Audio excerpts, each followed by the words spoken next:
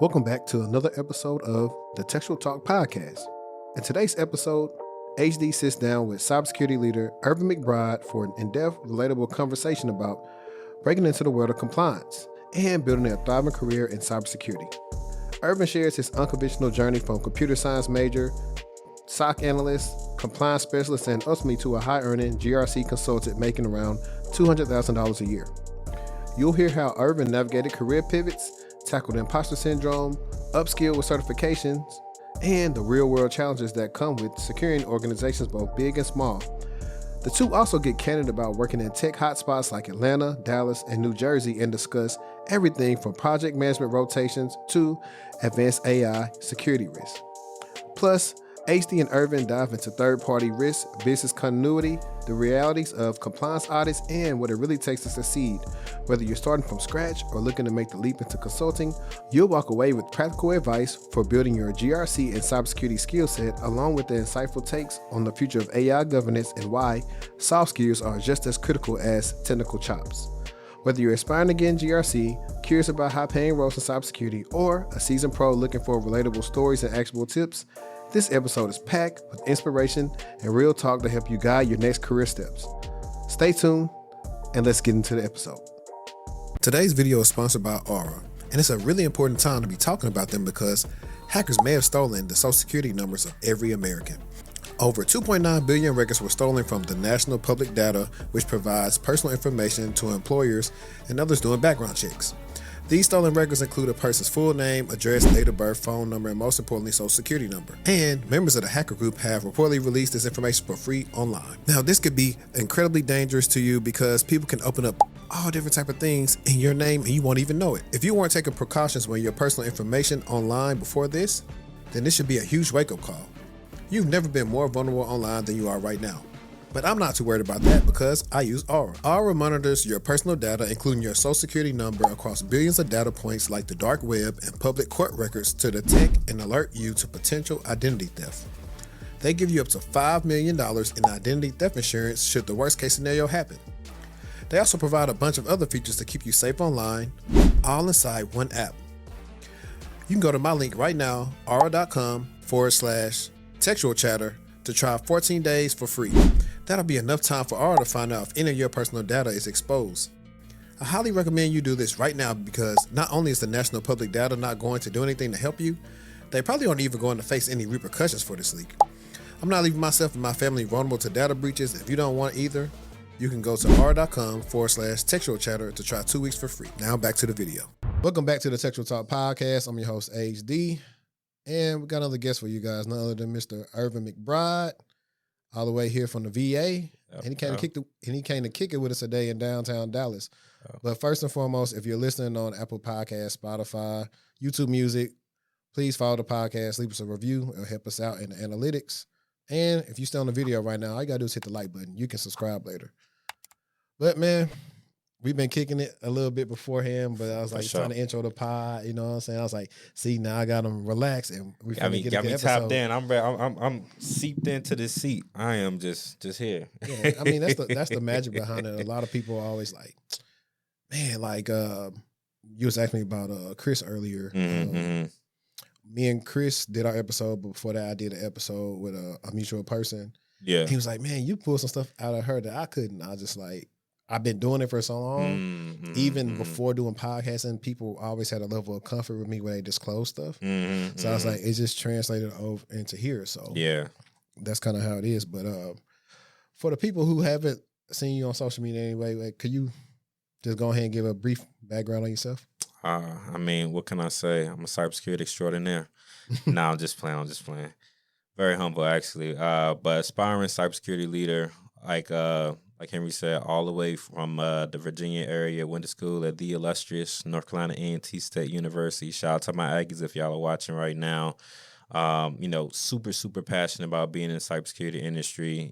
Been trying to take my talents to another level, being able to share more of my insights, share more of my vision, and really out here to inspire each and every one of you that are looking to get into the space or continue to grow in this space. I think that for me, when I walked into cybersecurity, I looked at it as, a job, somewhere that will always have some type of sustainability, just because everybody wants to be in a state of security, and have like to know that they're in a space where the money that they're making is going to continue to come in. But I've been able to look at it from a different aspect of saying like, wow, like security is really like the modern day self-defense. Like, I mean, if you don't know about it, you're putting yourself at risk. You're putting the people that you love and the people that you like and even the people you don't like at risk, right? So at the end of the day, it's for me to spread this word and continue to allow people to understand what it is and how to protect themselves day in and day out. So just an aspiring cybersecurity leader, continue to grow, continue to impact the people. That's all I can say. Bet. Now, I will tell you this.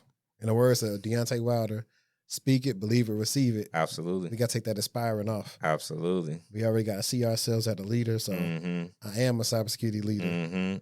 Like that's me. Like, funny enough, on my LinkedIn, I think I have like either something around working at the SOC or something like that. I mean, even one of my roles, I changed to the SOC manager because I was like, only thing I wasn't doing was they weren't reporting to me. But actually, other than that, I was managing this team. Facts. So I was like, but your background wasn't traditionally going to be in cybersecurity. Nah, not necessarily. What did you initially go to school to major in? So, this was a time before cybersecurity was like hot in the streets. When I think about it, a lot of people were like more entertained with the idea of like information technology or IT.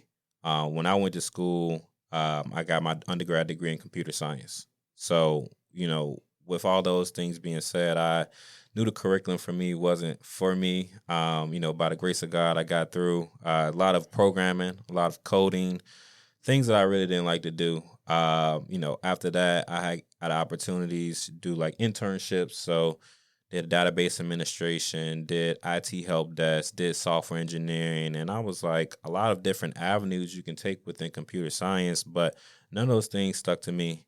It really took me to get my first internship at the city of Greensboro, actually free internship at that. Did the work for free. They didn't even want no compensation, just wanted, the opportunity to gain some exposure. And they started me off doing like some IT help desk stuff, and then made a transition to do some, I think they call it information security or IT security at the time. However they phrased it, they said, yeah, just check these URLs to see if they're malicious or not. And I don't know, it wasn't sexy work at all. It was literally like taking a list of URLs and plugging them into, a system to understand, what kind of feedback I'm going to get, whether it's a bad link or a good link. And I thought to myself, like, oh, this is doable. It's manageable. I feel like I'm providing an impact, for those people that might be clicking on those bad links, which we'll probably touch on a little bit today. But that's been something that's been happening for quite some time, and it's continued to evolve. But I seen the value in being in this particular space. I think at the time when I had the internship, large corporations like Sony and like Target had got hacked. So I'm like, if these big corporations are having these issues, then I'm thinking, fast forward as we continue to grow and elevate in emerging technologies, it's going to be some opportunities in this space. And so my long-winded answer, that was that. But essentially, computer science made the idea that, programming wasn't it. Cybersecurity, fell in love with it, thought it'd be, good for the pockets because, there's some money in this space, and, kind of took off from there. For sure. Now, I know before you got your first role, like technically that wasn't an internship, you did some project and product management. Yeah. How did that come about from like managing in computer science to getting in, project management? And I believe these were also like non-technical project and product management roles, right? That is correct. So, I love to tell my story. I love to, take it from, top to bottom. Like I said, we just transitioned into understanding what happened during school, right? So post-graduation, got into a rotational program, actually AT&T. So, in Dallas right now, we're recording. It's really nostalgic that I'm able to kind of like fast forward back rewind back in time and think like, wow, 2017, when I had moved out here for my first time, that was my entry level opportunity, rotation program. Amazing. I always, encourage those that are looking or don't know exactly what they want to do to get into those type of programs because it gives you so much exposure. You get a chance to meet leadership, and it gives you a better understanding of what you think you want to do. Because sometimes we go into a role thinking we're going to be passionate about it, and not always we think like, all right, this was it. This is everything I prayed for, and I thought it was going to be. Like, no, it gave you opportunity to jump around a little bit. So got into that rotation program. Like you said, did those project management and product marketing roles, and it was good. I think that for that particular program that I was in, it specialized in cybersecurity. Okay. So although those roles weren't technical cybersecurity roles, they gave me a good foundation of cybersecurity outside of the technicalities. You know, starting off with the product marketing aspect, it was good because it gave me a good business orientation when it came down to cybersecurity. So I had supported it might be different at this time, but it was like the marketing group for their cybersecurity solutions. So when they had went to market to understand like how to kind of drive the sales of like the different solutions they had, to be able to, be that, I guess, that trusted advisor, in some cases, or that trusted partner for some companies when it came down to the way that they were pivoting with the different solutions they had. I mean, back then, I think mobile security was really hot.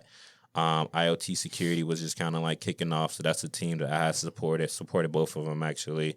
And it did some other different stuff too. But yeah, that was the product marketing side of it. So just good to just see how we organize it from a business perspective. And then project management, had a chance to lead a network security project that was focusing on DDoS capabilities. And so I thought that was really keen. I always thought to myself, like, I want to be a project manager. This is going to be perfect. I had made a pivot actually to Atlanta for my next rotation, and I enjoyed it, but it was, for some reason, I'm not sure if it's that particular project, but it was just too it was too subtle for me. It was no excitement. I didn't gain a lot of it other than like managing people. It's when people hear project management, the misconception is that you're managing a project. No, you're actually managing those relationships, managing the attitudes, managing the people that want and don't want to get the job done. So I enjoyed it, but like I said, I just knew it wasn't really like for me. Second note of that, actually, I had an opportunity once the project had ended. I still had some time within that particular rotation, so I actually started to do some RPA. Robotic process automation is what it's called. And funny enough, a lot of people talk about AI today, and RPA has like a small piece of that when you think about, creating like different tasks. And I had to tap into, my background in programming to understand and, to tell the computer to do certain tasks to achieve that will allow us as, employees to step away from doing some of those manual day-to-day tasks, allowing a tool or, a computer to actually do those for us, and being able to increase the productivity to do some other complex tasks. So enjoy both roles, but like I said, just wasn't exactly, my end all be all. Cool. Yeah. You said a lot. For example, one, I just released, well, not last week, but the week before that, I released the PMP, well, not the PMP episode, but it's about project management. Okay. And one of the things that Veronica was talking about was like how people don't realize, hey, this is a leadership role. Yeah. And you're going to be doing exactly what you said, managing those relationships and the how to figure out, those blockers and things like that to make sure that the project is going on. And then second one, you was talking about RPA. I did an episode on RPA with my guy AD, RPA University. And yeah. I think that was pretty interesting that you brought that up. I didn't expect you to even talk about RPA. Well, I didn't know what we was going to talk about today. I mean, I knew a little bit, but it's so much that I don't really like share a lot until it like just comes to mind. And I'm like, you know what? I'm a good storyteller. I like to tell the full story, and then it might, kind of jog some memory. And I'm like, let me hone in on that a little bit. So, I'm just glad to be able to talk about it a little bit. Now, if you ask me all the technicalities of it, if you ask me to do what I did, almost 10 years ago, I'm like, you might lose me right there. We'll leave that for them to learn from AD. If y'all want to learn that, go to the RPA episode where AD was talking about RPA and helping people get into RPA, changing their lives and stuff like that. Yeah, no, that's tough. All right, so I didn't even know at the time you had moved to Atlanta. How was that for you? How was that? I feel like that would have been like, your bag with going to like NCAT and everything else. I love the A. I love the A. If I get another opportunity to live in Atlanta, I probably will take it for sure. I think a lot of the places that I've lived so many different places, but every place that I've lived, I've been able to, at some aspect, call it home. But Atlanta has a very strong place in my heart. When it comes down to, Black excellence. Seeing a lot of people that look like me that's doing very well for themselves. I'll say like Atlanta kind of gave me that aspect to be able to step out of my comfort zone, right? And I say that because when I came from being undergrad and going to entry level situation, and even like in my project management aspect, like I'm working with people that's been in a role for 15, 20 years, and so on. So it's like, um how can you really instruct or really like guide someone that's been doing this longer than you? So I will be honest to say I definitely had that imposter syndrome while I was out there. But being in places like Atlanta, where I'm seeing so many Black leaders being able to exercise, their ability to lead teams and lead organizations really helped me to grow. Because once you see it, you can achieve it. Yeah. I'm surprised you made out of Atlanta not having you like a wife or something. God, look, honestly, Atlanta definitely has a lot of I attractive feel like they just throw it at you. women. Like they got so much competition. Yeah, it's a lot going on out there in Atlanta. Like I said, it's just a lot of very, very beautiful and attractive women, and I mean I think it's like that a lot of places, but very, very much so in Atlanta for sure. It's one of those things where I'm surprised I left without a wife too. So, but I'm sure God got something for me one day. We ain't gonna rush the process, but I'm gonna keep tapping in, and maybe one day I might come back to the show, and be like, yeah, man, I mean, I just got engaged or something like that. So we'll see. I low key been wanting to do a dating tech thing just to Word. be funny. Yeah. Whatever. I mean, I know a lot of eligible bachelors and women. I was like, but what's funny? It don't always work because of similar mindsets, similar job titles. Sometimes it works best to talk to somebody that's not in tech at all. Yeah, I can see that. I mean, it's funny you say that because, as I, continue to understand what I seek in a partner, one of the things that I thought about is somebody I can grow with, somebody that gets it, I mean, especially, sometimes being in cybersecurity is not a 9 to 5 type of situation. Sometimes you have those times where you got to stay longer and you got to have the right person that is able to kind of like understand that. Outside of that particular piece, you got like so many different layers when it comes down to like finding like, your person. So, I mean, I don't know. I mean, as much as I would say, a woman that's in cybersecurity or in tech or somebody that just was on their grind and really can get it, might be, it could be good, but at the same time, who knows? We'll see. I mean, I'm pretty sure it's stories where it works out and, when it doesn't work out, but who knows? Yeah, for sure. All right. So the next job, you finally say, you know what? I'm finna try to get on the front line. So you went and worked at the SOC. How was that? How was it actually getting into the trenches? Man? How was that? Getting into the trenches for sure. Honestly, so I was in Atlanta. I thought I was going to be going back to Dallas. I thought I was going to somehow get a chance to.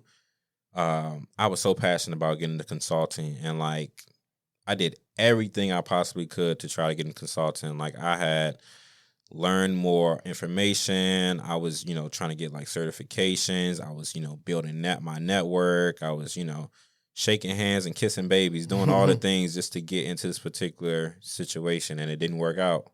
You was trying to consult at AT&T or Big Four? So I did consult in Big Four, but prior to that, I was trying to consult AT&T because they had a consulting branch, for cybersecurity.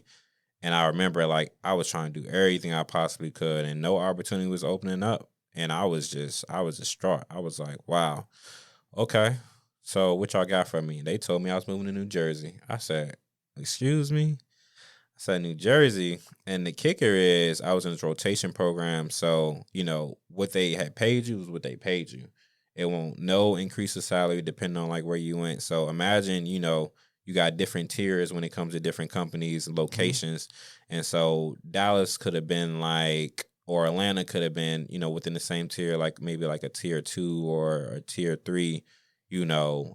So Jersey's going to be like a tier 1 or a tier 2, you know, because it's like right there to New York. So, you know, at the time, I remember I was paying maybe like,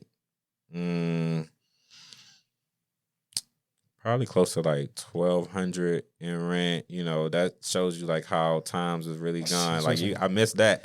I was paying. Look, around that same time, I think I was paying like $1,000 in Frisco. That's what I'm saying. So I stayed close in the city. I was paying like, you know, 1,200, and you know, kind of going into it, moving to New Jersey. I'm like, how much I'm about to be paying out here? And like, yeah, my apartment was like 19 for a 1 bedroom. I said, come on now, like, you know.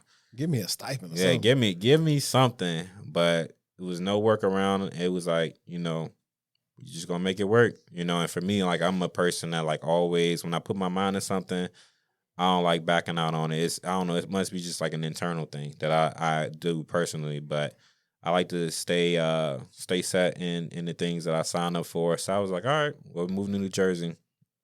And that probably was like the best time for me. Not like that I had fun, but like it really helped me like grow, because I like spent so much time alone. And like I mean, Dallas, I had a good network. You know, Atlanta had a good network. In New Jersey, I literally knew like nobody. You know, so like it was a lot of like trying to figure it out. I had friends that were like from, you know, New Jersey, that was plugging me in with different people and different folks. And you know, over time, you know, I was able to kind of like build a community out there and really figure everything out. And then, you know, 2020, COVID had happened. So everybody in the house, everybody remote. Everybody's remote. I remember my boss at the time, he was like, listen, take your laptop.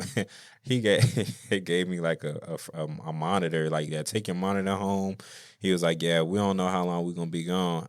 I'm thinking it's been like 2 weeks. You already know how the pandemic was set up. So, but yeah, just thinking about more of my time in the SOC. You know, for those that don't know what the SOC is, Security Operations Center.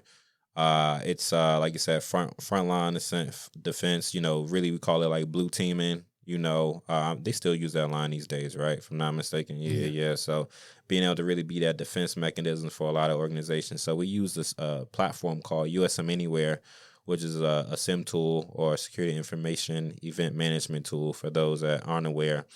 And I mean, it works typically like the high end tools that you see today, like the Splunks and, you know, some of the other different vendors. But you know, literally started off, you know, just like kind of like doing like ticketing. Like you see an alert come in, and you figuring out if it's banana malicious activity, and you know, from there, like, where do you go next? So I was tier 1 support, and as tier 1, you know, you see everything come in, and then if it was malicious, of course, it got escalated to like my tier 3s. They were a little bit more of the seasonal experts to kind of like delve into the process, and then but if it wasn't malicious, then, you know, I'm just letting the customer know, you know, like, you know, just make sure you're monitoring your environment for anything. But I've seen a lot of like brute force. You know, a lot of instances where it seemed like people were either trying to like get in, or a lot of like failed. They call it failed login attempts. And you like, all right, if this is happening in a 50 different login attempts within the past, you know, 2 minutes, like it's got to be something going on. Versus if it's somebody that, you know, might have failed login maybe like 3 or 4 times. It might be somebody just like literally like forgot their password. So seen a lot of that. You know, it was crazy, but I enjoyed my time in the SOC. I just thought that for me, I had so much more to offer. Like I wanted to be more public facing. I wanted to be able to actually like work with people, like helping them solve their issues. And you know, the SOC gives you that opportunity, but it gives you that from, you know, being behind the scenes, you know. And I don't know, like being in like cybersecurity, I think for us, like I've learned that soft skills is a really very, very, very important skill to have. And a lot of people don't really possess that, but I love that I'm able to really talk and connect to, the business, whether, it's leadership or, the engineer, just being able to be that liaison to be able to break down that technical jargon. Yeah, I figured that's why I was like, when I was working for the MSS, I was like our lead. Sure. So I talked a lot to my contemporaries on the other side for the clients. So that was a lot. And I was like, this past year, I was like this close to getting an actual security advisor role. Oh, nice. With a security company, but I didn't fall through. Yeah. But it is what it is. One of the things that I didn't ask you, and I forgot to ask you when you mentioned the rotational program, is like coming out of school, what did the rotational program pay you? Yeah. So when I was thinking about it, I started off at $70K. Started off at $70K. I was living in Dallas, so no kids, no wife, just me. It was decent. You know what I'm saying? This was 2017. So, almost 10 years ago, the market was a lot different. Typically I had moved back to Dallas. We'll talk about that. But I remember I was paying, I talked about $1,200 in rent.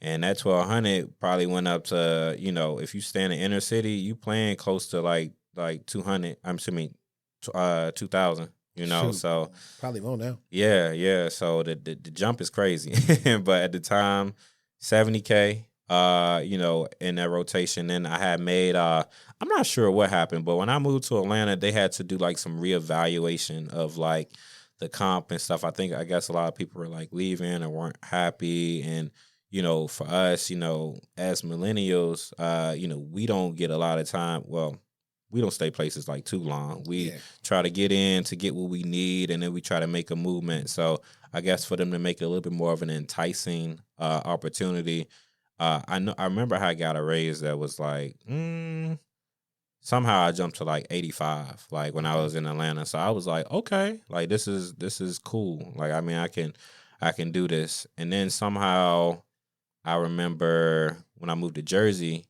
I was making like a little bit over 90 or at 90. I'm not mistaken. Okay. So again, like, close to six figures, but not close enough. And like I said, just being in Jersey, it was a lot more expensive to be out there. So you had to really figure it out. Yeah. How often did you go to New York? I love New York. So I went to the city probably like, if not, definitely went every weekend. I don't even want to say that, but it could have been like probably like twice a month at the most, but at least once a month for sure. It was funny because they got the New Jersey Transit, so I used to go hop on the train, go to New York, and it's nothing, But you go to other cities, like being on public transportation, is like where they do that at, But cities like that, I mean, it's it's just how they do things, So used to get on the transit, go to New York for the day, come back, all this, peace and quiet, because the city, New York, they never sleep out there. Yeah. But I enjoyed it out there, for sure. Did you ever go visit Connecticut? I've been to Connecticut like one time, but I think it was more like a passing through type of situation. Like I never haven't spent like a ton of time. What's going on in Connecticut? So like our headquarters is in Stamford. Okay, so once a year we go out to Stamford and meet up and stuff. And so my first time out there 2 years ago, we took the train to the Grand Central to New York. Okay. To the office in Manhattan. So I mean, it was cool. We went on, that tall building, that's that World Trade Center building, or whatever. And you get to the very top, and the freaking ears popping and stuff. Yeah. You can see Jersey and everything on the Hudson. So we went there and stuff. I mean, it was cool. I mean, I'm not the biggest fan of New York. Yeah. I said I know why people in New York are always rude and mad because they scrunched in.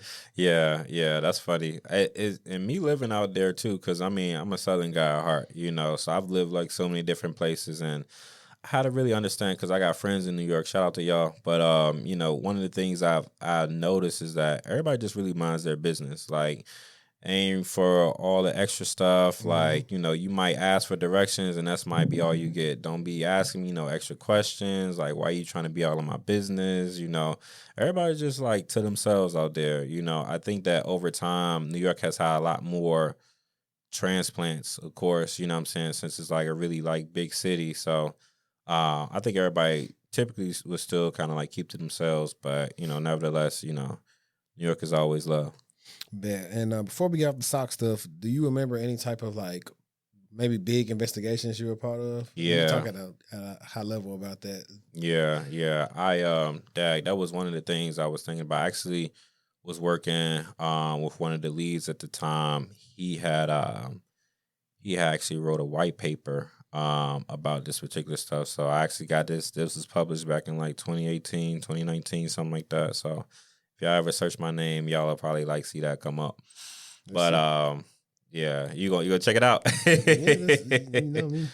Check it out. I'll be honest with you. I can't recall like everything that particularly happened in that particular event, but I will say that you know, we use a lot of different tools like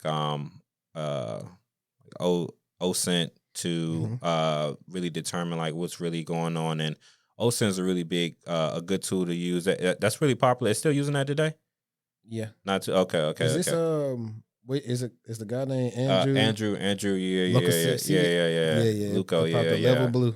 Yeah. So he's because AT&T, they did like the shift. They were AT&T cybersecurity, and I think they had got acquired by a company called Level Blue. This might have happened like a few years ago.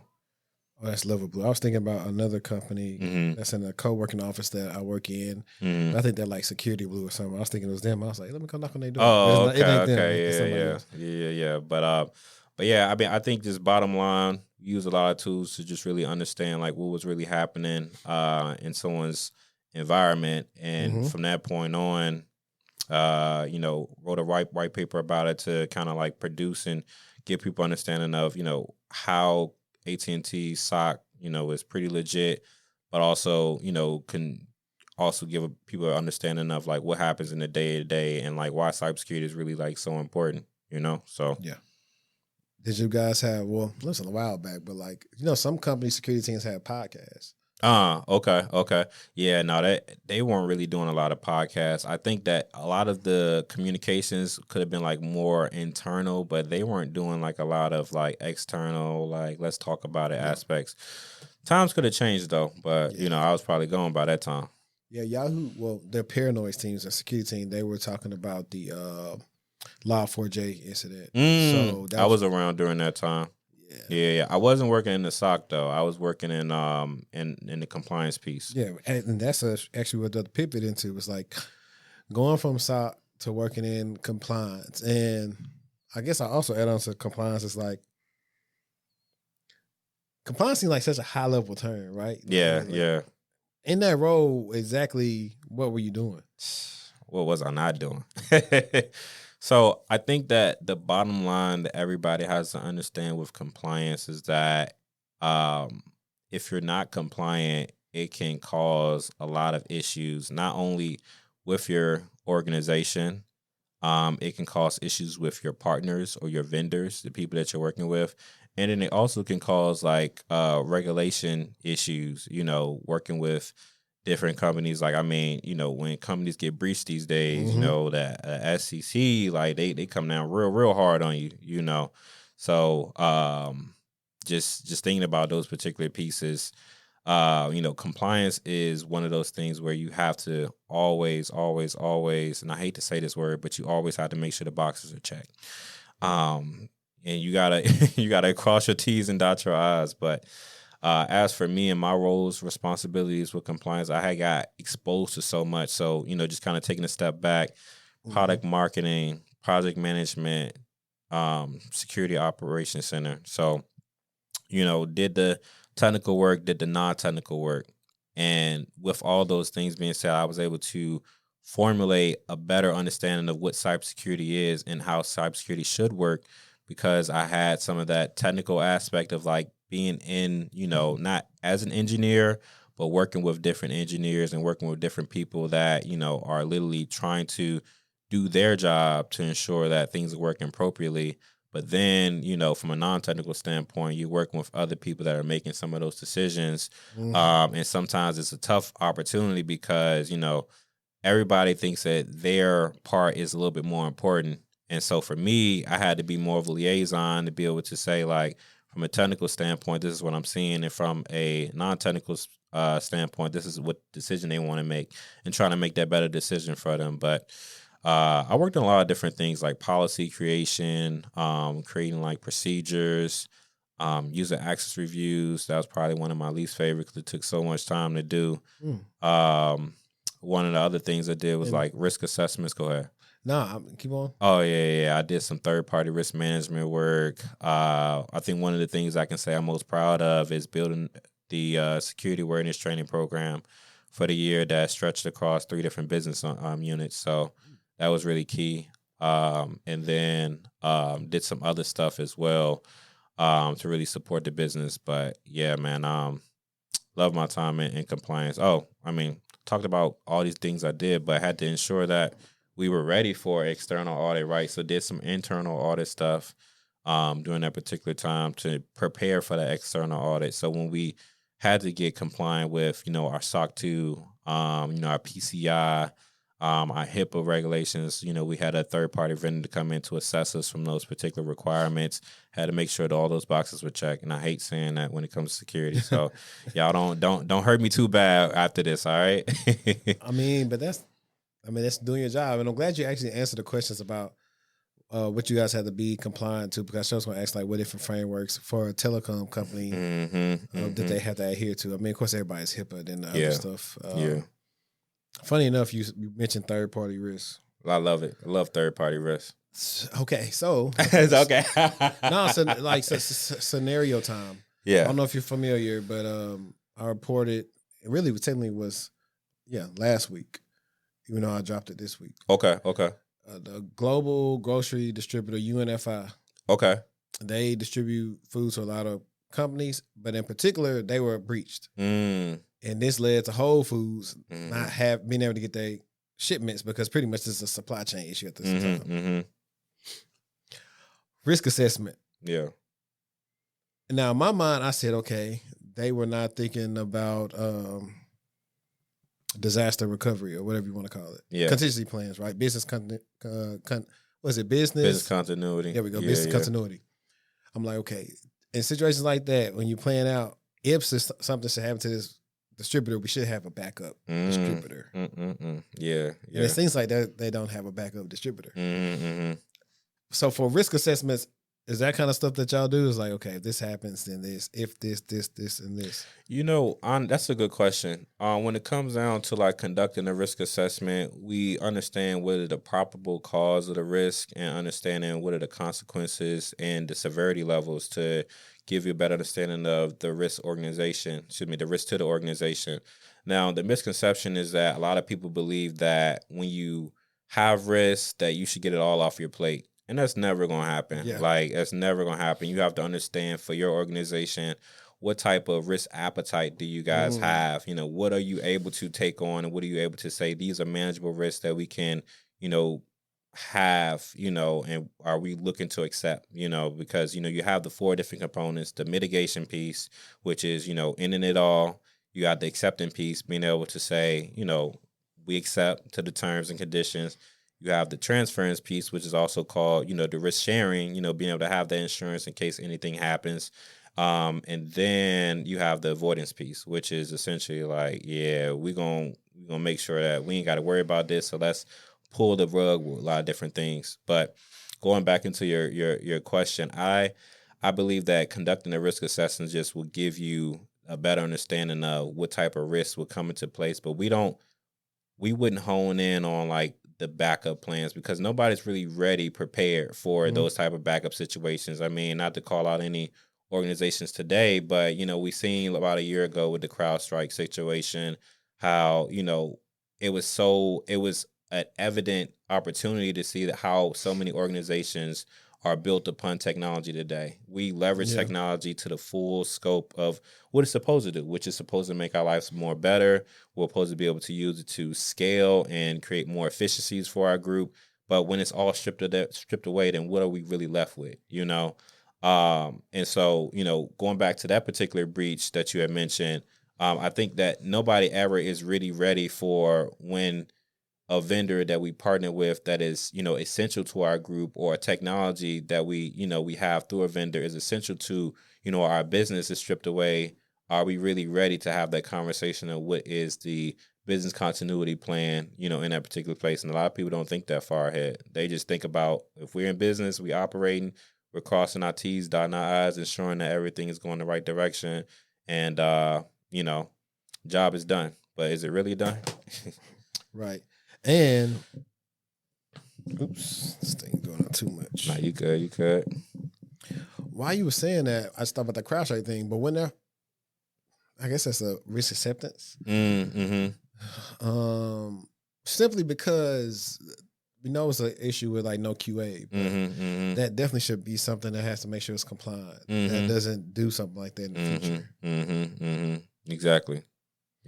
And from a GRC standpoint, how often do they bring you guys in when you're considering bringing a new tool in the environment? So, like, for example, I'm on a blue team. Yeah. And we're always talking about different tools. So, like, if we're talking about, we want to move to a different EDR. Maybe we want to move away from using something like Tanium or CrowdStrike, and we want to use Defender. Yeah. Do you guys get looped in so you can figure out what's going on with Defender? Absolutely. I think that,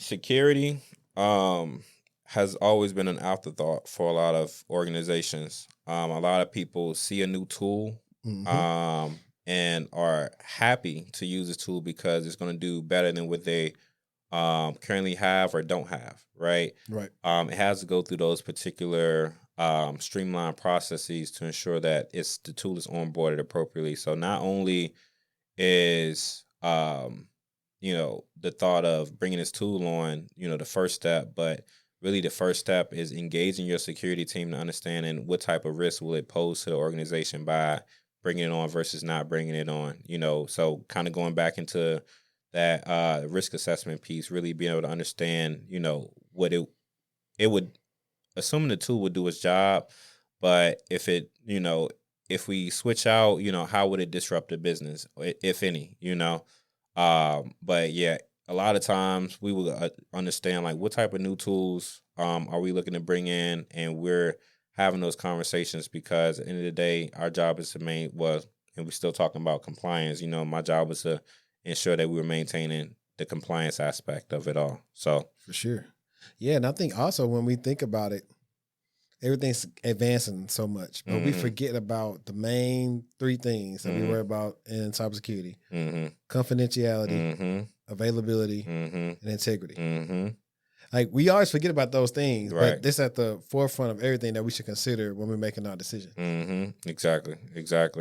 And, going back to, the aspect you talked about, third-party risks, we're putting our trust in our vendors to ensure that they are doing the right things. And, a lot of the times, I work with organizations that the trust document is a SOC 2 report. When we look at the SOC 2 report and we evaluate the security controls that they have in place, it gives us some type of, ability to trust because we're able to see based off of an independent assessor that they are or are not doing the right things. Yeah. So shout out to the SOC 2 reports. They do a good job for us, but at the end of the day, we can't go into an organization or a vendor that we're looking to work with and say, show me, that you got, your your communication encrypted, or show me that you run vulnerability scans, every 30 days or whatever the case may be. So we have to be able to lean in on the processes that's currently in place and really being able to trust the process within it. Yeah, so that's essentially, because it's been a while since I've had someone that's the SOC 2 on here. Is that what that's about? Or just I've done a lot of that. Yeah, for sure. Now, even though they listen them out, does that mean they implement it correctly? That's a good caveat as well, because they'll have the controls listed, and it's crazy because I evaluate SOC 2 reports, and I'll see, you see really three different sides of it. You see they're either doing it, so it gives you normally four different columns. They give you the control objective, which is like normally like a number. It could be like a number or letter situation. And then after that, they give you like a description of what type of control it is. And then after that, they tell you about like the testing objective, like how you actually like tested this particular control, and then they give you the end result of like what they was able to find within that. So a lot of the times you have companies that have like X amount of different employees, so they're going to take like a sample of your organization to ensure that this is going right, and it's all at random, so you don't know. But you're going to hope that, with the tools and the processes you have in place that, everyone has been accounted for. And so when you go through that particular piece, on that right-hand side, when it talks about it, it's either going to say that this control was found sufficient.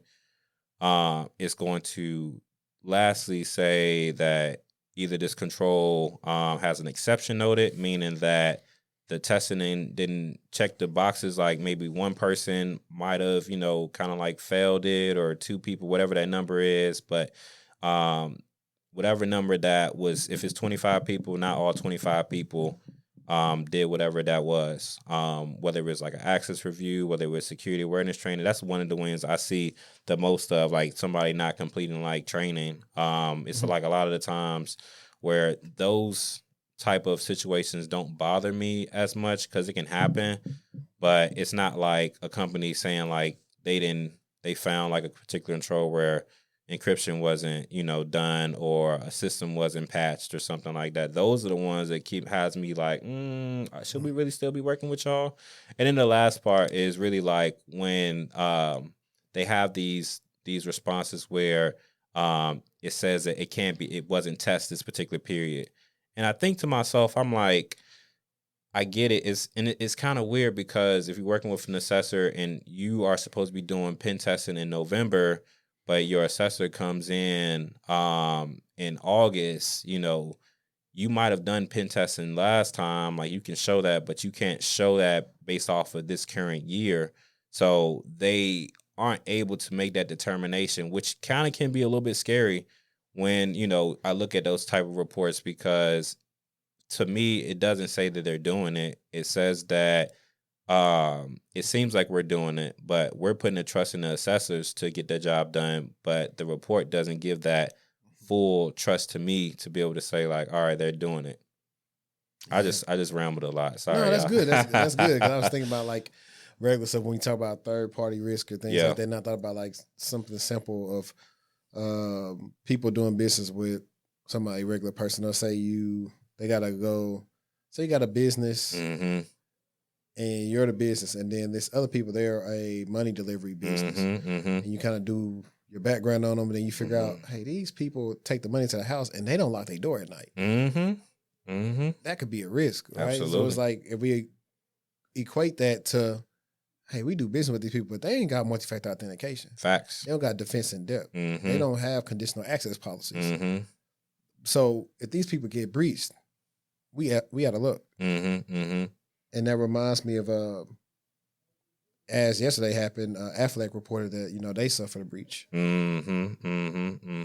it wasn't, they say people didn't get much. They didn't think it was it was a ransomware incident, but they did get hit by Scatter Spider. Yeah. I mean, it's tough. Like I said, I mean, I know you had talked about that one. I think one that, another conversation that came out was, about the passwords this week. And so I found something on that too. So they said that wasn't new data. What? Yeah, I got the let me see. I think I got the article up now. Because everybody went to go make content and stuff about it. And I looked it up and I was like, let me see this, because 16 billion is a lot of credentials. Yes, that says no. The 16 billion credential leak is not a new data breach. And I'll just read it because this is what actually I love to do. For sure. Yeah. News broke today about one of the largest data breaches in history, sparking wide media coverage filled with warnings and fear-mongering. However, it appears to just be a compilation of previously leaked credentials stolen by info stealers, exposing data breaches and via credential stuffing attacks.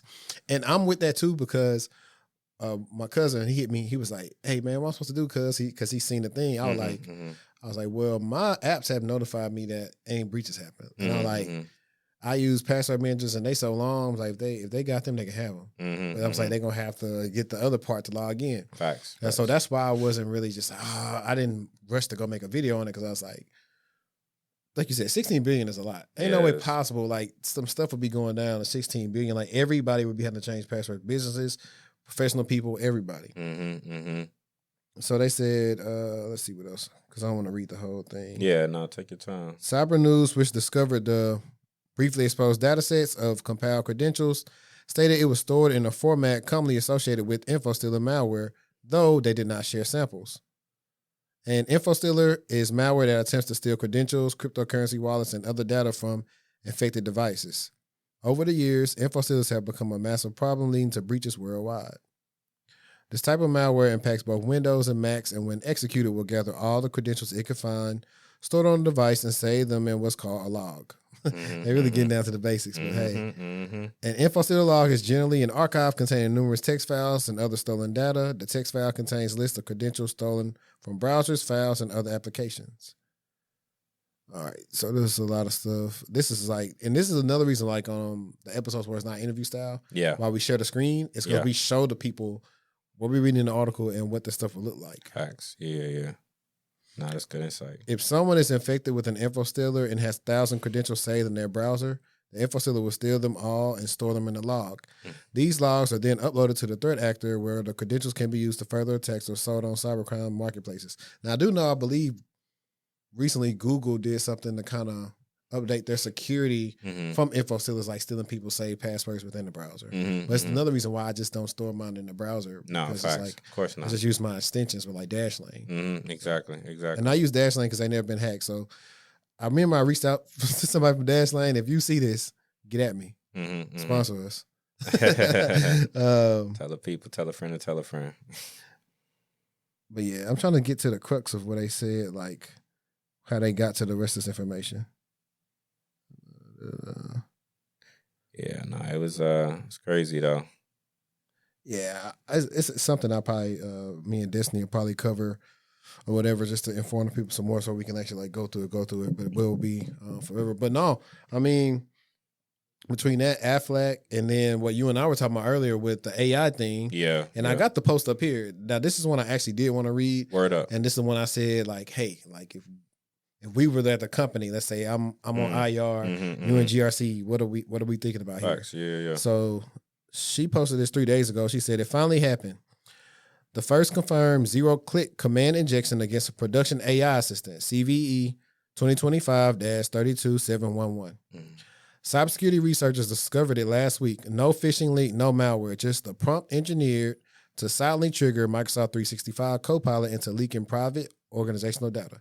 I know what you may be thinking. Aren't all prompt injection attacks technically zero-click?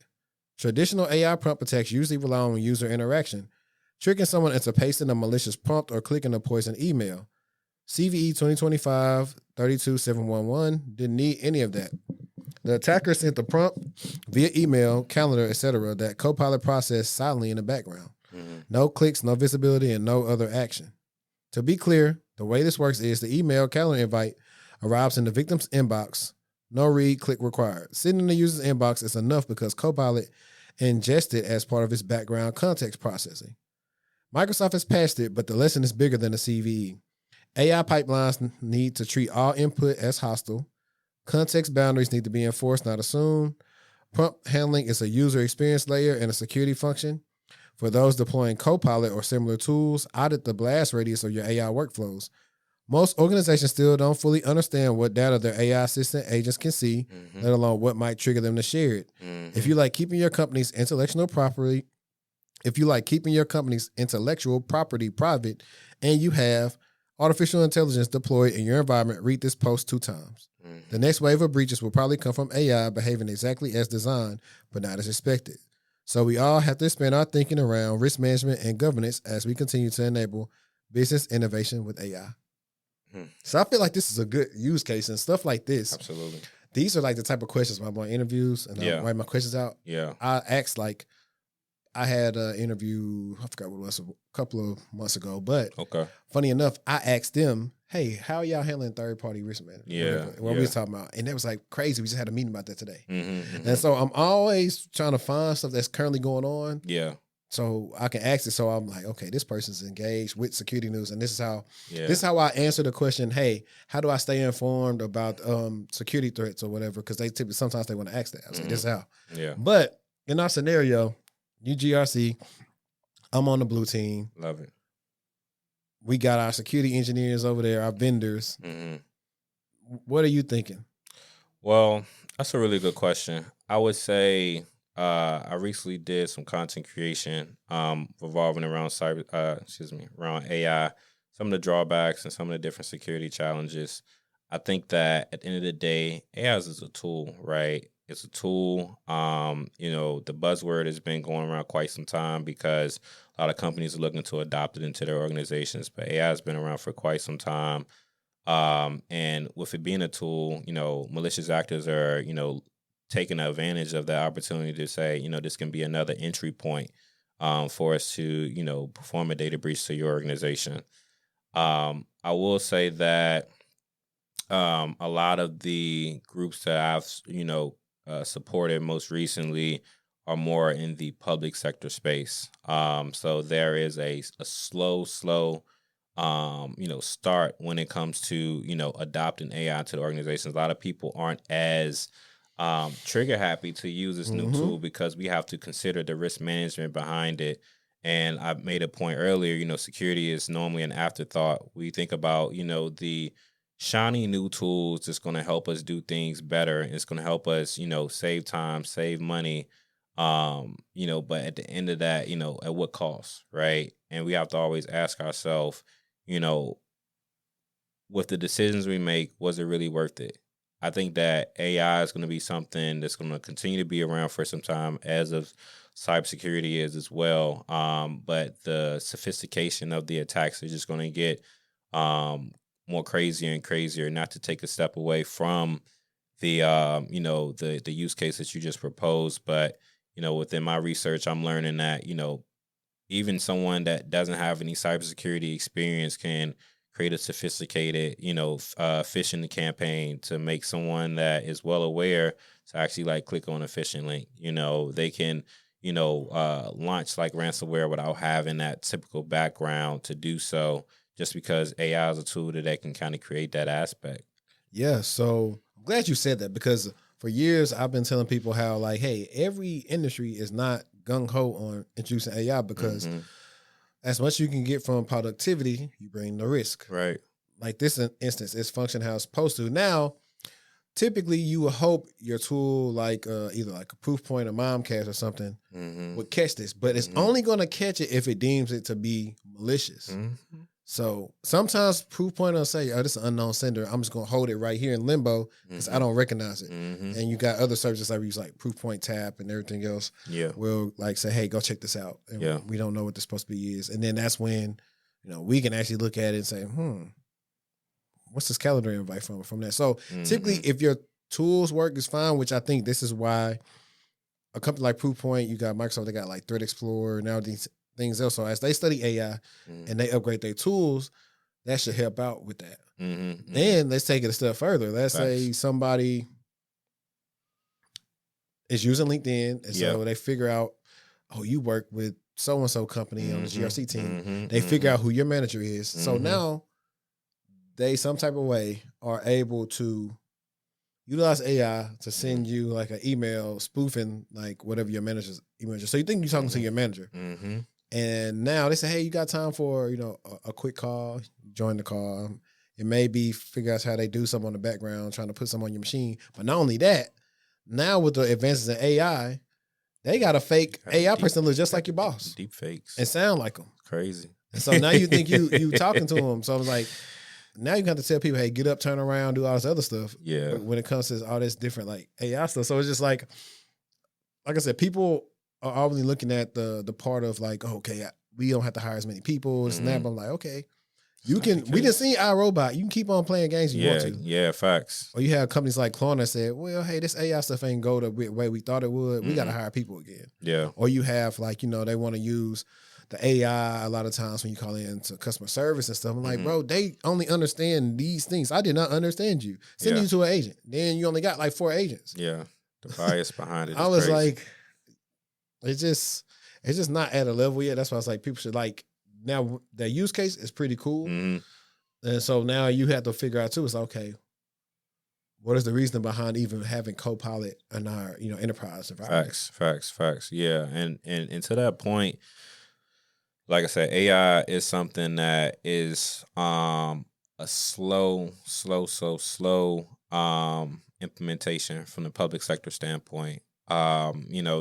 They've been hearing about it for quite some time, but as the government typically moves, they're not gonna jump on it first time it comes around. Versus like I've worked in private sector as well, and it's not a hard task to get someone on board to start working with the new best thing because they see how it can impact their organization. So I talked about the public sector standpoint. If it was a private sector company that's looking to bring this AI capability on, and there's no workaround within it, from a GRC standpoint, I'm looking at doing a risk assessment on this particular instance. Have I done a lot of risk assessments on AI?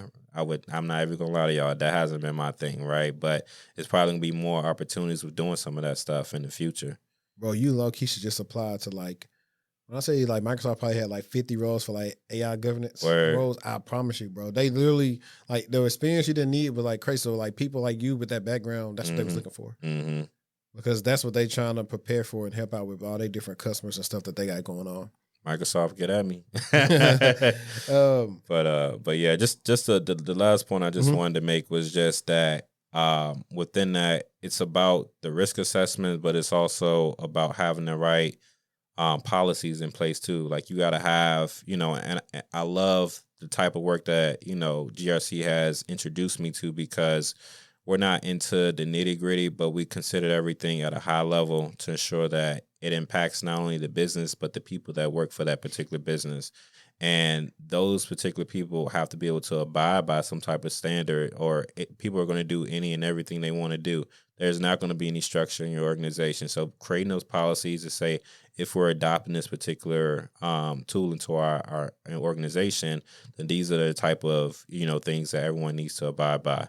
And then, down into top of that, we got to have like, people like yourself, from that blue team perspective to be able to ensure that AI is doing what it's supposed to do. I think it's crazy because when you look at it, I look at AI as like a tool of knowledge, a lake of knowledge is what I meant to say. Like, whatever you tell it, it's going to spit back something based off of that. So my 2 cents to everyone I talk to is to not put any sensitive information out there because it's going to go into that pool.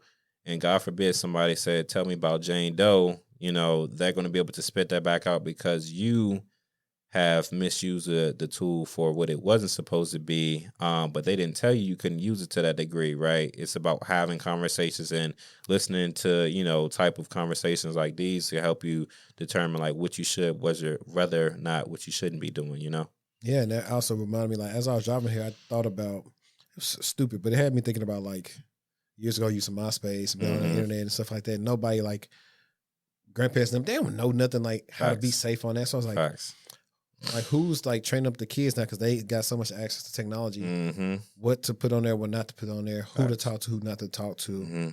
When it comes to AI, all these different things, like this is their reality now. They finna be watching commercials with like AI people and stuff or believing the stuff that they showing with AI. Absolutely. And it's gonna come to that time where now you gotta educate them. So agree. I was gonna ask you real quick too. Did you make another salary jump from going from working in the SOC to working in compliance? So, not really. And that's crazy to say. So, those 3 roles I talked about before, from the product marketing all the way to the SOC analyst role, where they had some increases in those particular roles. They were doing my rotation program. When I got out of the program, there wasn't any like really big jumps from the money that I was making, and I think at the time the company was trying to do a better job at keeping everybody there, so it wasn't really like a lot of like increase that year. From that point on, I loved the work that I did. I seen the value in it, but from that point on, I was really trying to get into consulting, and none of those doors was opening up. So I actually had got an opportunity to, start working at one of the big four, Ernest & Young. They have a strategy arm called Parthenon, and it was like management consulting. So I was like, oh, okay. I didn't really know about like how consulting was broken down those days, but they was like, yeah, you with the big leagues. And I'm like, oh, okay. So, when I made that particular jump, I was able to like double my salary. Were you in I came Jersey still? so funny, yeah. So I left y'all in the story on that. My bad. So Jersey went back to Virginia for 6 months during COVID because I didn't know exactly what was going to happen. When I was in compliance, I was in Dallas. So I had been in Dallas. I was in Dallas for 2 years, but I was with that team for a little bit over a year, I believe. So about 5 years at AT&T, and then EY, things worked out, and was there for like a year and a half. So you was going to that building? Yeah. A lot of the work that we did was remote though. Okay. Oh wait. So for AT&T or EY? EY. Oh yeah. So a lot of things were remote. Even with EY, like we went into the office like very, very seldomly. So I started with them back in 2022. Great company and everything. A lot of I would say a lot of people say if you get into consulting, you can literally do like anything. And I really, from that point on, knew that really the sky was the limit because I'm on engagements doing like security maturity assessments, working with, CISOs and people that are leading the security program to help them, find those gaps and really like help them make the better decisions for their group. So I enjoyed my time with them for sure. Dope. So, I mean, you went from, I'm calculating 90, 95. You mentioned with like 180, 185, something like that. Mm-hmm. Nice. Yeah. I almost had a chance to like, the funny thing is like, as you keep on progressing, you start figuring out like all these different avenues companies use to make money. And like, I was like this close last year to working with EY as in like doing a C2C for Airbnb. Oh, nice.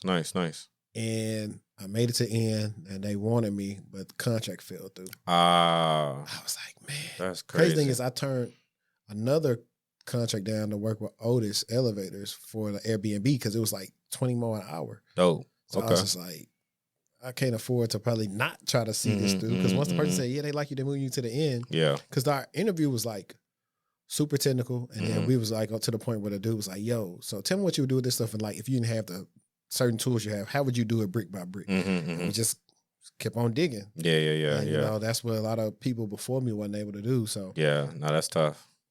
But something else I didn't ask like about the compliance GRC role, like what type of softwares, platforms, things that you had to learn how to use? Yeah. So crazy enough, it's a lot of GRC tools out there today. Coming from my background, I've been able to, work with different tools, but I know like ServiceNow is like a bigger tool that, a lot of people are leveraging. We were starting to work with something like that.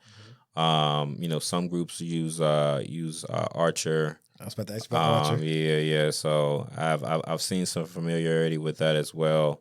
When I first started out with the GRC team that I was working with, there wasn't a lot of like tooling capabilities. Everything we pretty much used was like, everything we pretty much used was free 99. So I remember we used Trello, and they had like a free subscription. That's more like a tasking, trying to like ensure that you have like a full agenda of different things to get done, and it's getting done because you could assign it to different people in your team. My team was very small, so it worked out.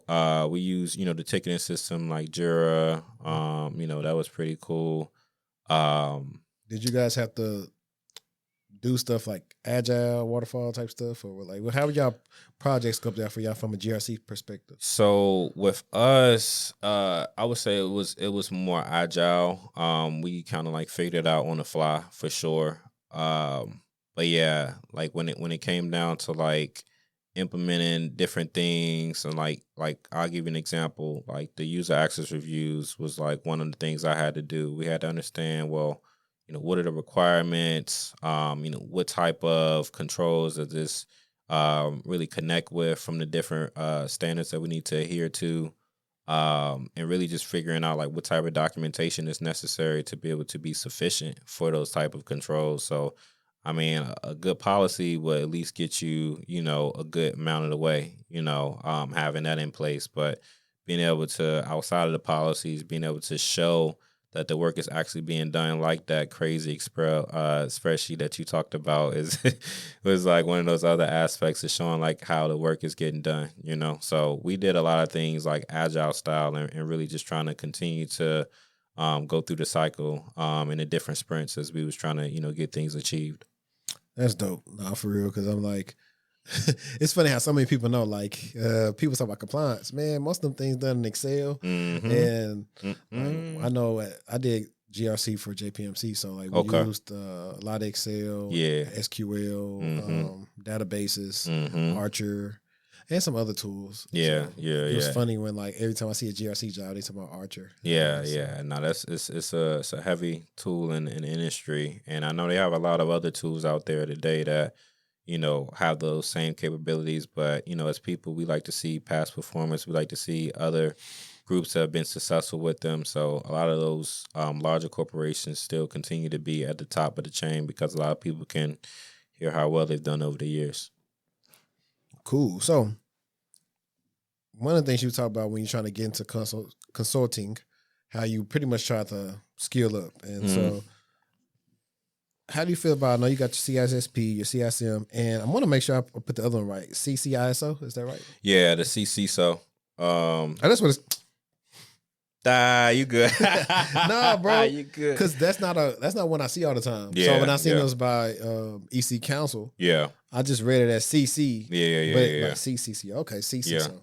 Yeah, so as we're still going through this storyline, I will say that in my time of getting my certifications, I had quite a lot of time on my hands because I had got impacted by a layoff when I was at Ernst & Young. From there, I try to understand, like, what was it that I wanted to do next? I had this mindset and mentality that I wanted to walk into another role that I was able to not only be an asset and a value, but actually be able to show, what I was doing during my time off. It reminded me of when we was talking about this earlier, how like music and sports go hand in hand. And I think about like artists when they're like making music, they have those off seasons of being in the studio to produce like, great music. And then when you have like from a sports standpoint, I played basketball, so that's a lot of the sports I I continue to tap into. Being able to look at, some of the folks when they're off season, like they're continue to grind out. Like they might not be playing. And, from a fan standpoint, we might not be able to see them in a game, but our thoughts is that they're continuously working the great players, the ones that's like really getting after it, those that's in the headlines. Like there's really no days off for them. They're doing something to continue to better themselves. And so I took that same mentality and put it into cybersecurity. Like you said, like a lot of things like typically aligned. It's just different industries that it's leveraged in. So I said, you know what, forget this. I'm going to get these certifications. Start off really with the CC, certified in cybersecurity. Wasn't really hard for me because I had, that background in cybersecurity already. But I look at these certs as building blocks. Some people look to get that CISSP first, and it's like, what work have you done first prior to it? So, the requirements for CISSP. The requirements for the CISSP is to have a minimum of 5 years, and if you don't have that, you'll be associate of the CISSP, which means that you have the knowledge, but you don't actually have like the certification to say you have it without being an associate. So like I said, did the CC, did the Security Plus next. A lot of people talk about the Security Plus when they're trying to get into it, and my advice to everyone is while the CC is still free at this time, start off with that. I know that was probably something you was going to ask me, but while we're on the topic, start off with the CC. Like, why not? It's free. You're not investing too much into it right now. It's a certificate. What's the CC? Certified in cybersecurity. So is that the IC Squared joint? Yep. It's a free one. Yeah. It comes with the study materials. It comes with the voucher. Like all of it is still like free right now. And I tell people that looking to pivot into cybersecurity, or even like been in cybersecurity but trying to start their journey on getting like certification, it creates a good foundation for you. So then after that, did the Security Plus aspect. A lot of people talk about Security Plus being the beginner's aspect. That has changed over time. I think that since it's a little bit more applicable versus maybe 20 years ago, it might have been a definition test. It's something that is a little bit more of a challenge, but when you have like that CC, you can kind of look at these certifications as building blocks. So after Security Plus, did the SISM study for probably like 3 months doing it. Funny enough, I actually failed it the first time. Really? Not funny, but I failed it the first time, felt defeated. But that resilience, having to continue to go back for, the things that you really want. I took it the next time and I passed it. And so I knew I was cooking with hot grease when I got the SISM. I was like, yeah, like we locked in now. So after that, I was like, yo, the CISSP is up next. What you gonna do? And I'm about 3 months locked in. It's funny, we having this conversation right now. I was going through my social media and sometimes it gives you like some of those memories. They call them the memories. And I remember like I did a post about like me locking in with the CISSP around this time, and I studied for like 3 months. I was like locked in. Like it was not. I used to carry my book with me. Like it was nothing that I wasn't doing to try to get that certification. Passed it on the first time. Glory to God. And I was like, okay, well, man, we're doing it. My thing with it, so like I've had it on my resume in progress for about a year or two. Yeah. So I've got my study material. I went and got me another notebook because when I like to study for tests, I like to write stuff down that I don't know because it stick with me. Yeah. I'm just trying to figure out my best way I'm trying to figure out the best materials to use it because I like how I like to do it is I'll take the initial whatever test it is and then show me what domains I'm not the best in. That way I can just go focus on them versus having to try to make my mind be excited to read stuff I already know. Right. Because that's hard for me to do. That's why sometimes it's hard for me to study some stuff because like I already know this. Just show me what I don't know and then let me put it together. That is the tough part of it. Like it was a lot of times for me, I think I might have talked to you about this earlier, but like when I'm committed to something, I can't just mentally, I can't take myself away from it. And I told myself when I was going through the studying aspect, like it was a lot of like doing things I didn't want to do, like reading up on risk management, even though I've delved into risk management and know it to a great degree, but being able to make sure that if I'm gonna do this, I need to lock in and like do everything like as if it was like my first time. So that's probably like my most unenjoyable piece. But like as for like some of the tools I had used, it's one called Bosun. They have a really, really good online piece with like their testing. Because like from my understanding, the tests of the Bosun test is supposed to be more complex than the actual CISSP itself. Yeah. So it pushes your mind and help you kind of critically think through some of those problems. And so when you get to the actual CISSP, you'd be well equipped to kind of answer some of those questions. What else did I use? I used, I got Wiz Labs right now. Which one? I got Wiz Labs. Okay. And I can't remember if I bought some on Udemy or not because I know like it's not the same thing, but like when I was studying for like I got like the entry level cloud certs like a couple of years ago. Sure. Really, with 2021 and 2020, so 4 or 5 years ago. Yeah. Those tests were harder than the actual tests I took for Pearson. Mm-hmm. So like that's what I need. As long as it's harder than that, and I'm cracking the 90s or whatever, I said, okay, I'm good because this is hard. Facts. Yeah. And so the other tests or the other ones I did through ISC2, they had like I think it was like 90 days or 180 days. They had like some type of study material that you don't have to pay for the full thing. That it was like, I guess, a little bit discounted at the time. So that really helped out because when you look at questions through the actual vendor that is proposing and doing the actual test, then you have a better understanding like what type of questions they're going to kind of ask. Yeah. It might not be identical, but you get the feeling behind it. And with a lot of these tests is really understanding like how they're going to ask you the questions. And that's what makes CompTIA stuff harder than it has to be, the way they ask the question. Because I'll say, like you was talking about earlier about Sec Plus, I was like, I don't think Sec Plus got nothing on CISA Plus. That joint had me in there sweating. What? It's crazy. For real, bro. I'm like, yeah. And I had experience at the time taking it. Yeah. That's why it's one of the tests I don't really tell people to take without experience because to me, it's a test you should have experience for. Exactly.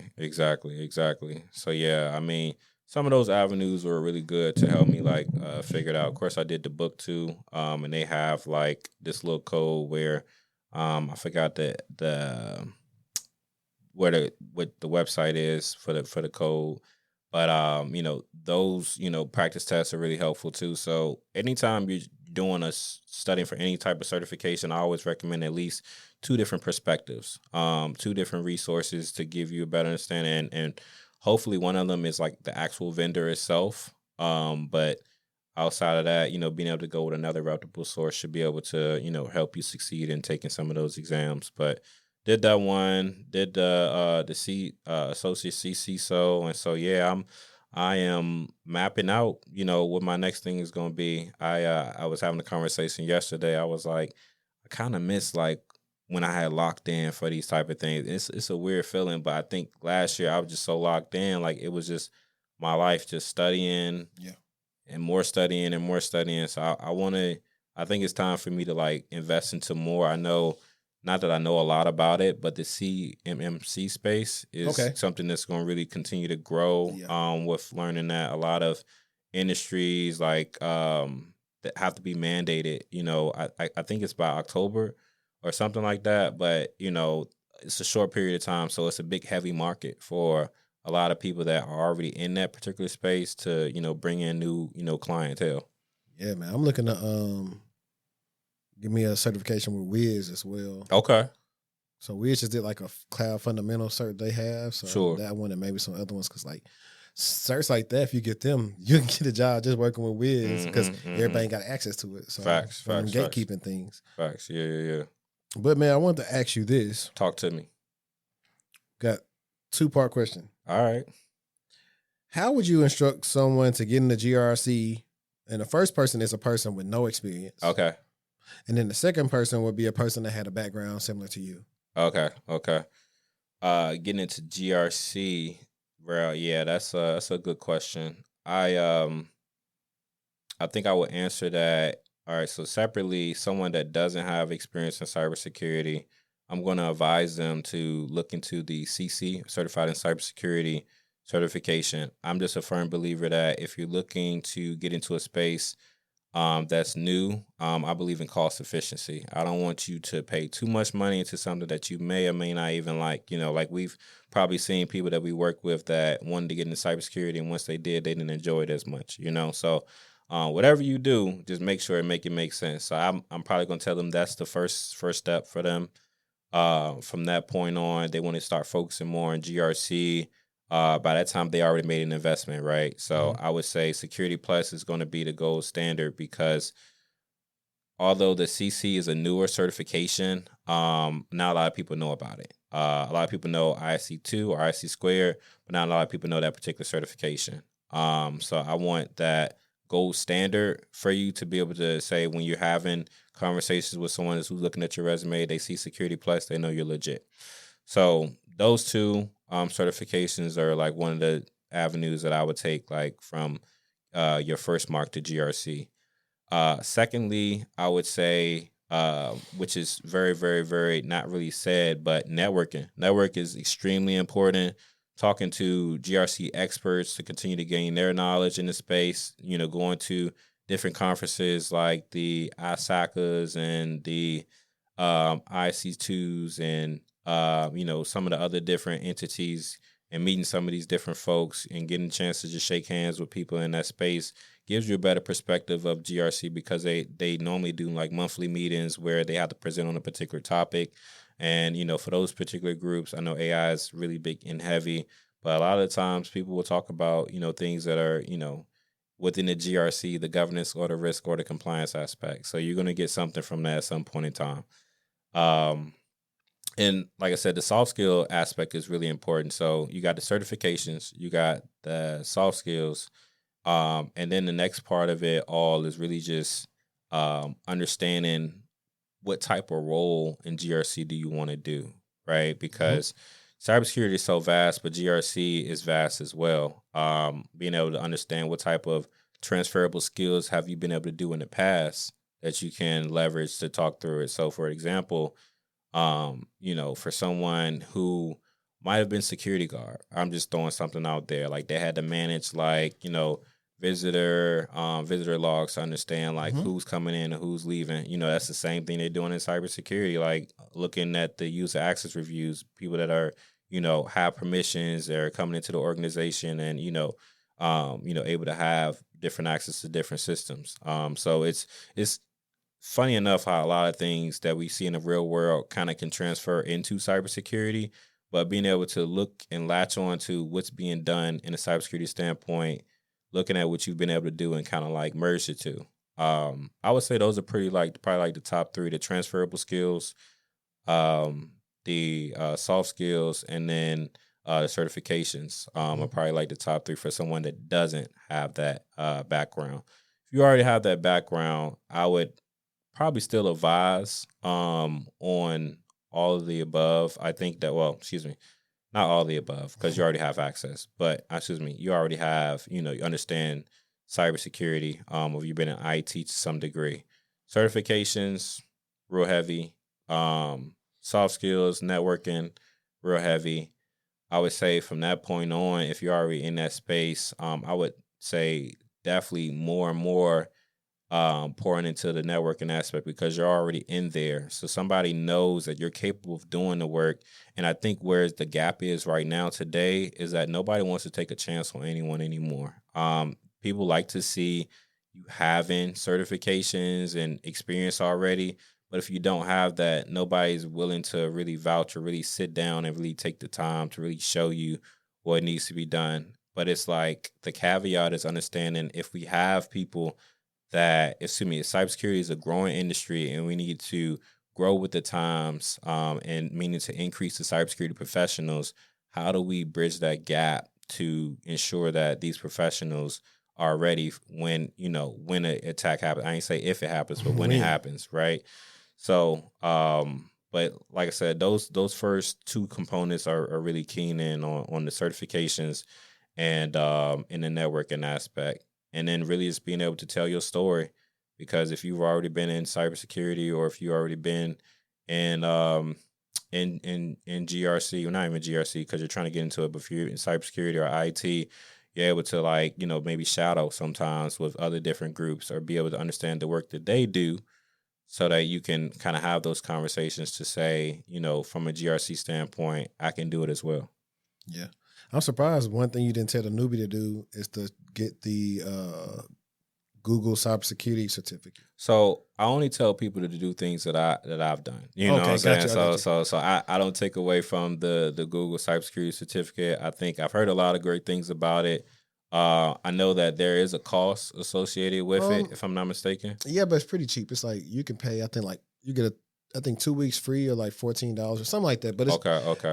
It's pretty much affordable. And okay. I've been through it because Sure. I had to make a video about it for Coursera. Yeah. But it introduced you to multiple domains. Nice. And the reason why I mention this because, like you said, you might get into cybersecurity, you don't like it. Mm-hmm. So if you get multiple domains, you can get access to. Say, okay, I want to fixate on this one. Mm-hmm. So that's the whole reason behind me saying, hey, you should go look into that because you just don't know what you don't know. So if somebody kind of show it to you, it's different. Mm-hmm. And one of the friends of the show, she actually works for Google. She does data privacy. Nice. So she actually made a cameo on the course. That's dope. Yeah. So, I mean, you have those different avenues to get your kickstart in cybersecurity. And then once you're in cybersecurity, able to understand, like, what's my lane? And I think that's where over time you start to really figure it out. It's not going to be, soon as you start off, but over time you're like, all right, maybe want to be more technical. So maybe I'm interested in doing the ethical hacking, or, I might want to be on the other side of it doing some of the, security monitoring. Or, it might be like me and might want to do like some of the GRC stuff. Who knows? So it's so many different things. You got identity access management. You have incident response. You have vulnerability management. I mean, the list really continues, and, really the world's your oyster, right? Yeah. So everybody's got to start from somewhere, and where you start isn't where you have to leave, or end up. So, just start from somewhere, get into it, learn more about the other spaces, and, get to where it better serves you. Hate for somebody to get into a job that they don't want to log in every day. They hate being there. I've been there. Yeah, facts. Me too. Yeah. But how you thought about going to law school? I've not thought about going to law school. It's funny you asked that. So why you asked me that first? Because a lot of people don't look at how much the law aspect or counsel gets paid in Mhm. security companies or any company Mhm. because they Mhm. got to go over those contracts, and they're a lot of times Mhm. when it's a big breach happens, you got to Mhm. bring in legal in. They got to do all these things, Facts. and they're looking through all these things. I mean, you're not going to trial every day, Yeah, but you're yeah, still yeah, making good money, and yeah, it's really a 9 to 5 to you. yeah, And so yeah, that's why I thought about it, because we don't talk about a lot of times people doing law and cybersecurity, yeah, and we yeah, should. yeah. Legal counsel roles are definitely, I've seen some of them out there posted.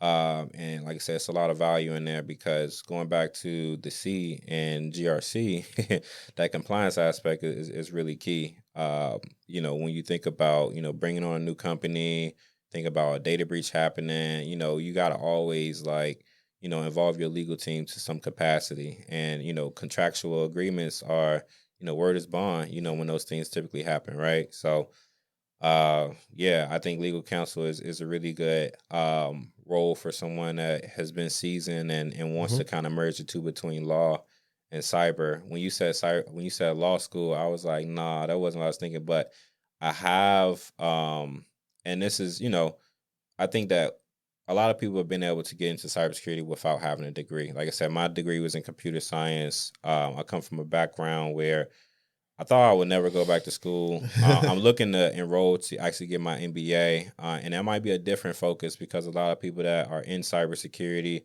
look to get their master's in cybersecurity. But like my aspect was I already knew or got the technical aspect when I did computer science, and so from there I wanted to diversify my Same. portfolio and being able to, understand the business and how cybersecurity is supposed to enable the business. Thinking about, at one point in time, if I'm able to, optimize a business, right, being able to have those skills. And even as I have aspirations to be CISO or support a company from a CISO perspective, being able to have that understanding of how cybersecurity meets the business needs. So I'm trying to do the groundwork right now. The Yeah. certifications was one part of it, but I think the MBA will take me to another lane of being able to really have those conversations with C-suite executives and really be able to be that trusted advisor for organization. Yeah, I know. For me, like I said, that's why when I went to get a master's, I didn't do cyber because I was already Hmm. in cyber, so I just did technology management. Yeah. Okay. Because Okay. I pretty much did a lot of different diverse type of classes, and Yeah. some of the stuff I see come up in either calls or something like that. It's like, oh yeah, I remember we did enterprise architecture and all these Yeah. other stuff, which is like just some cool stuff to do. So Yeah. Yeah. So, I mean, like I said, it's a lot of opportunity out there, and I'm just continue to trying to figure out how to navigate it. Right. Like all these different breaches that happening day in job and day security, out. So you need that job security, 100%. it's always something neat. So real quick, what's something I didn't ask you that you thought I would have asked you? Um, I don't know. I mean, I would. I think I covered a lot of it already. Like I said, I talked about like my aspirations of like where I wanted to see myself. I thought that might have been one of the ones you might have asked, but I think I kind of covered it a little bit more. Yeah, because that's the thing. I was gonna like, what's next? Yeah, yeah. I mean, we'll see how things go, right? I think that CISO has always been the goal.